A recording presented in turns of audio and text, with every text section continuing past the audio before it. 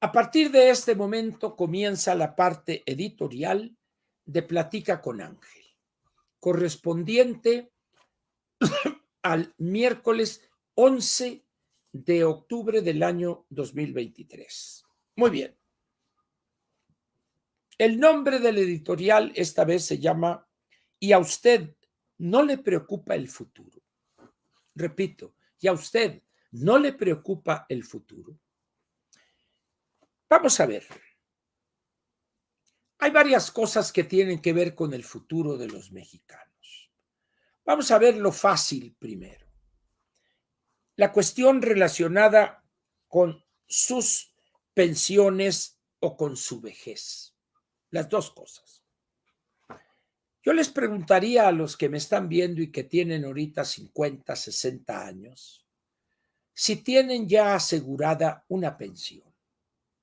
Es decir, si han estado en la formalidad toda su vida y les faltan quizá 10, 15 años, quizá un poco menos, un poco más, para estar en condiciones de poderse pensionar. Es decir, el número de semanas, etcétera, etcétera.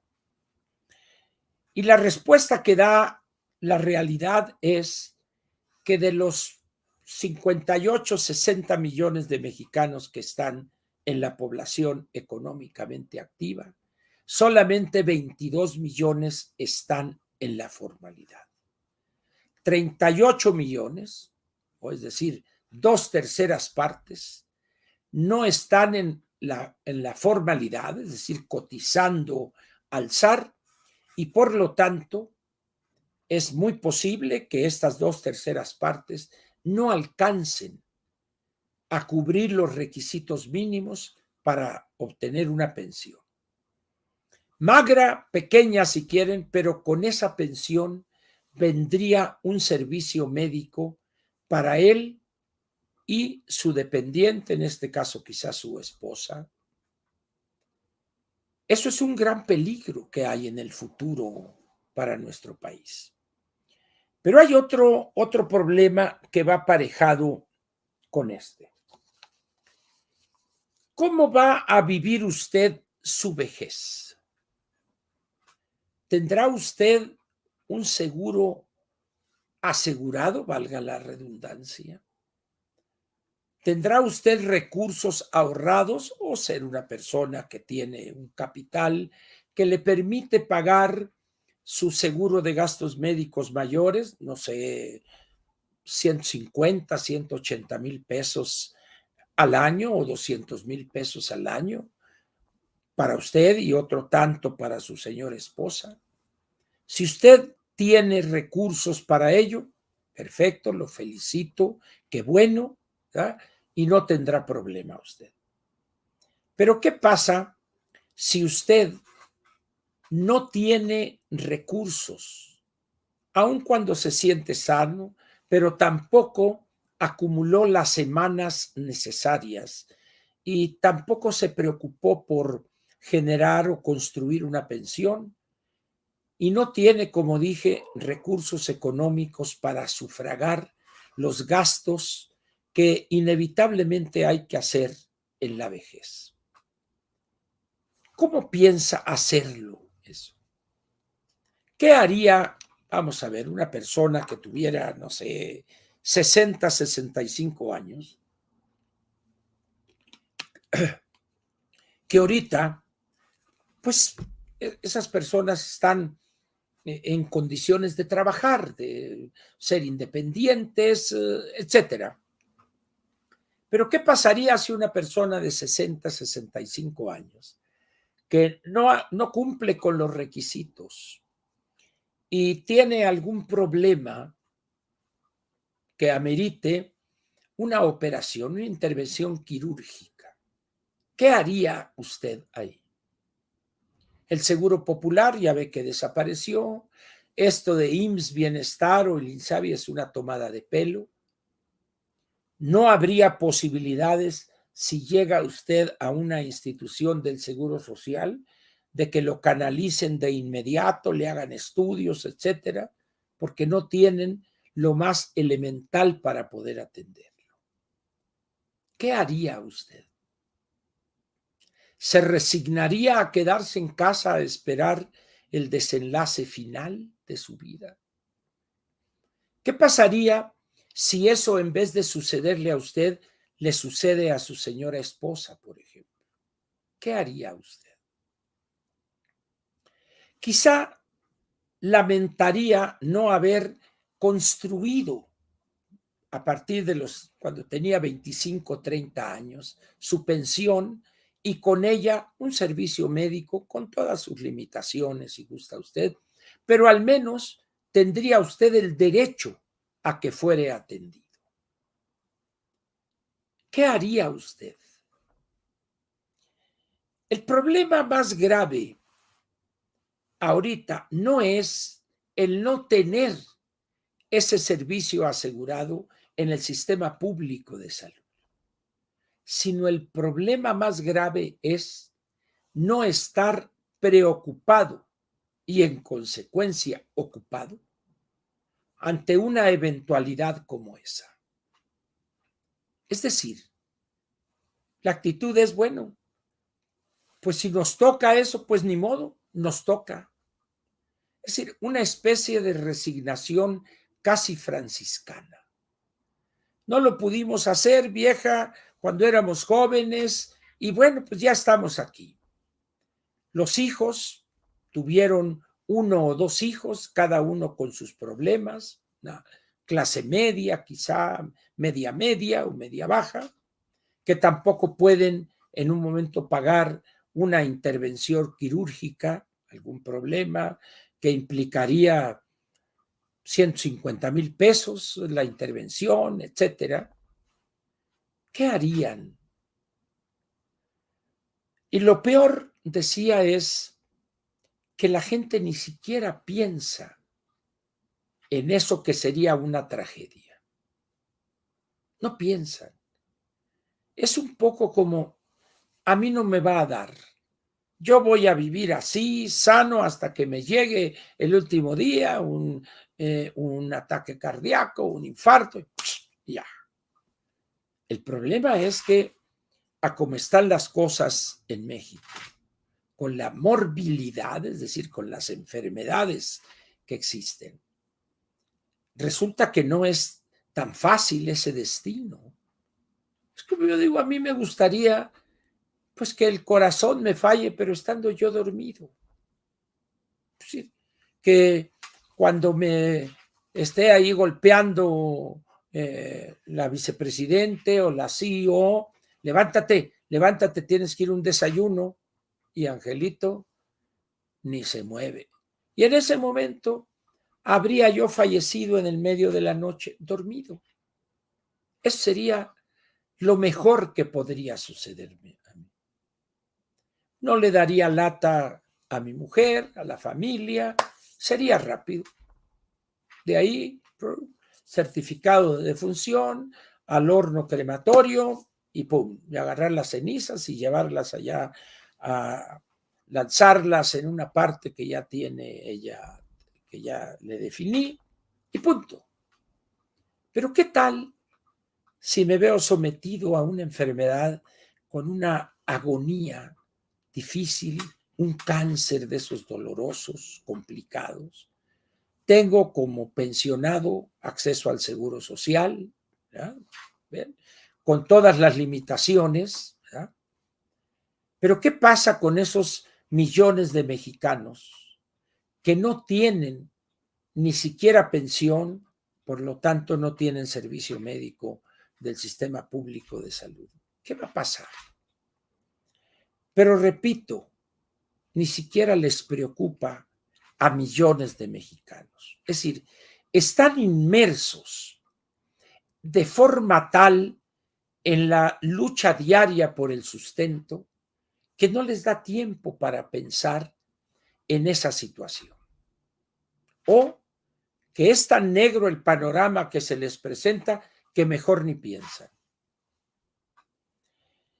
Estaba leyendo una nota en alguno de los periódicos que leo, que se empieza a discutir otra vez la cuestión de la eutanasia. la muerte dulce.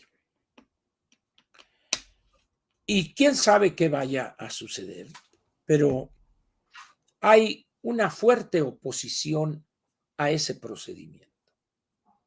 México, en lo que se refiere a la vida, es un país todavía muy conservador.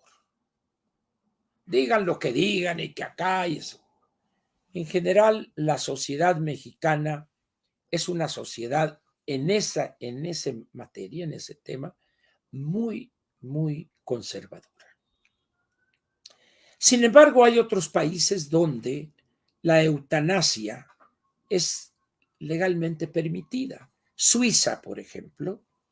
Entonces, si usted tiene recursos suficientes, pongamos un caso, un cáncer terminal, se va usted a Suiza, establece un contacto con un amigo médico, llega allá, lo reciben, es una especie de clínica, ya le cobran X cantidad, etcétera, etcétera, está su familia y le dan ahí un licuado de cosas y está platicando con ellos y se empieza y a los 20, 25 minutos, sin dolor alguno, sin nada, y muere usted, como se dice, en santa paz. Recibe una muerte dulce, esa es la eutanasia. Y entonces ahí entran la muerte, la eutanasia activa, la eutanasia pasiva, y que si lo desconectan, una serie de elementos que yo desconozco, ¿no? Pero el hecho es que hay millones de mexicanos que no tienen la posibilidad de ser atendidos en una institución pública de salud. Y eso representa un grave problema para la sociedad mexicana, para el gobierno, al margen del color ideológico que sea, y también para la familia. Hay los casos en que muchos mexicanos de la tercera o cuarta edad que mueren solos, abandonados, y los vecinos se dan cuenta a los 2, 3 días por el olor que despide el cadáver descomponiéndose. Son tragedias, tragedias. Entonces, ante esa realidad, yo por eso pregunto, ¿no le preocupa el futuro a usted?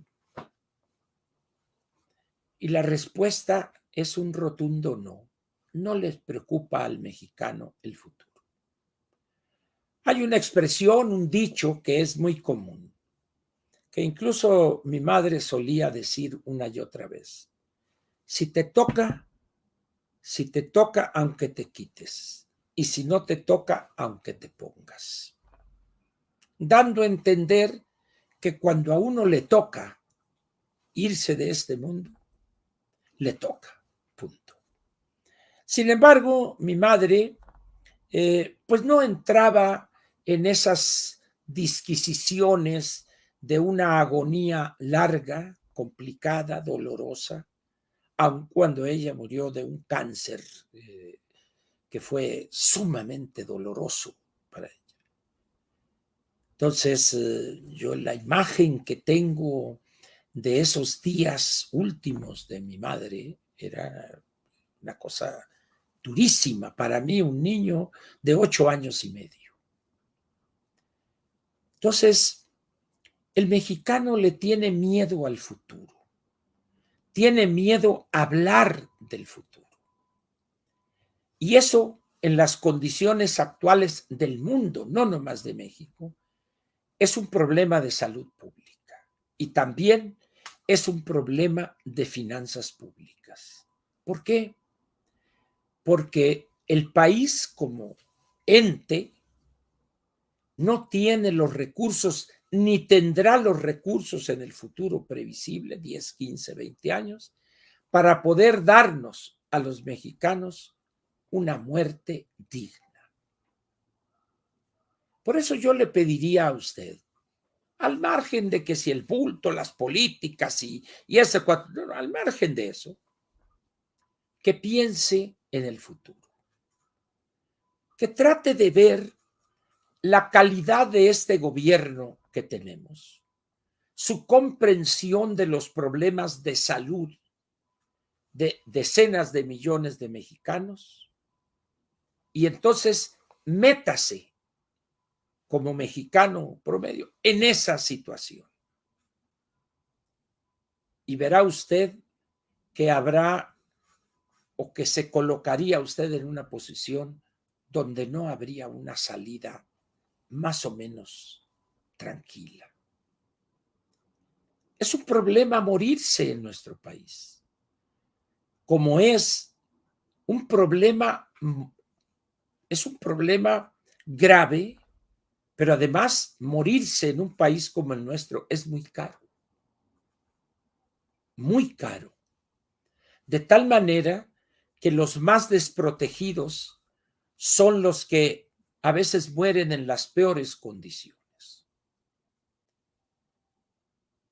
Por eso yo le recomendaría sinceramente que piense en cómo va usted a morir. Hay muchos libros al respecto. Yo le recomiendo que busque libros de un médico que además es especialista en bioética. El doctor, creo que su apellido es Kraus. Voy a buscar de él su nombre correcto. Creo que es Arnoldo Kraus. Si puedes buscar en tu teléfono ahí, por favor. Doctor Arnoldo Kraus con K y doble S al final.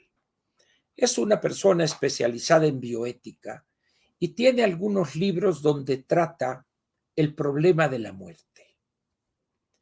Morirse, pues, en México es un proceso doloroso, difícil de enfrentar, sobre todo cuando el familiar fallece fuera de casa o fuera del hospital. Por ejemplo, en un accidente, que lo llevan al servicio de médico forense, donde aquello es la tragedia, tener que identificar al familiar en un lugar como ese cochino, en las peores condiciones. Efectivamente, el doctor se llama Arnoldo Samuel Kraus Weisman. Aquí está. Arnoldo Kraus Weisman, dice el doctor Arnoldo Samuel Kraus Weisman, médico especialista en reumatología en el Centro Médico ABC. Se formó como médico cirujano, pero viene, creo que es otro, porque este es especialista en reumatología. No, este es especialista en bioética. Entonces no es Kraus. Para no fallarle, voy a buscarlo y el viernes le doy su nombre completo y los libros que ha escrito, porque vale la pena prepararse para morir. Así como hace uno preparativos para la fiesta de 15 años de las hijas. La muerte en tiempos de pandemia. Él es. Yo tengo algunos libros. Es Arnoldo Samuel. Permítanme. Arnoldo Samuel Kraus Weisman. Con doble S, ¿verdad? No, una. Con una. Weisman. Aquí está Weisman. Efectivamente. Él tiene un libro que además es muy interesante, que se llama Morir antes de morir, el Alzheimer. Y tiene varios porque él se ha especializado en cuestiones de bioética, el tratamiento de la muerte. Hay una especialidad que se llama la tanatología. Thanatos es la diosa de la muerte, si no estoy equivocado. Aquí está. Bioética y ética médica en el mundo contemporáneo, eutanasia, suicidio asistido, autonomía, objeción de conciencia, el paciente como otro yo, etcétera. Vale la pena entonces buscar la obra del doctor Arnoldo Kraus. Arnoldo, Samuel Arnoldo, pero pongan Arnoldo Kraus, Krauss. Y en el sótano o en la Gandhi o en el péndulo, ahí podrán encontrar, creo que será más fácil en la librería El Sótano. Ahí, y vale la pena, y esto no es porque yo le desee la muerte a alguien, sino la muerte o la agonía de una persona es algo muy doloroso para una familia.